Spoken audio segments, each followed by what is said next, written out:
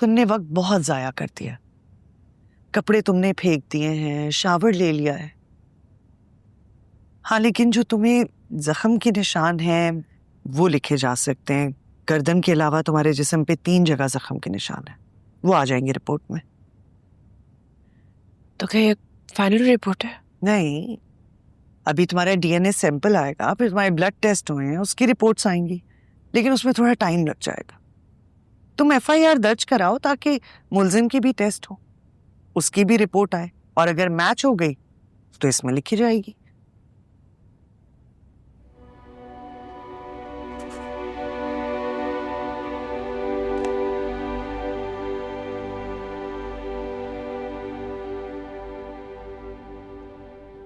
और अगर रिपोर्ट में कुछ ना आया तो फिर तुम्हें कोई सॉलिड एविडेंस चाहिए होगा और बहुत सारा हौसला चाहिए। हमारे पास बहुत से ऐसे केसेस आते हैं सहर, जिसमें लड़कियां एविडेंस ना होने की वजह से नहीं, बल्कि घर वालों की सपोर्ट और हौसला ना होने की वजह से हार जाती है। तो आपने अपनी लाइफ में एक्सपीरियंस नहीं किया इस तरह का केस जैसे मेरे साथ हुआ है? ऐसी कोई लड़की जिसने अदालत में अपना केस, अगर सॉलिड एविडेंस नहीं है उसके पास, तो उसने जीता है? पाकिस्तान में रेप केस की कन्विक्शन रेट 3% है, और मैंने अपनी लाइफ में ऐसा कुछ भी एक्सपीरियंस नहीं किया कभी भी कि इतने दिन गुजरने के बाद भी कोई लड़की अपना केस जीत जाए। लेकिन देखो, इंसान अपना एक्सपीरियंस ना अपनी जिंदगी में होने वाले वाकयात जो उसकी आंखों के सामने होते हैं उसी से ही सीखता है। हो सकता है कि तुम्हारा ये केस जीतना मेरे लिए एक ऐसा वाकया साबित हो जो मेरा एक्सपीरियंस बदल दे।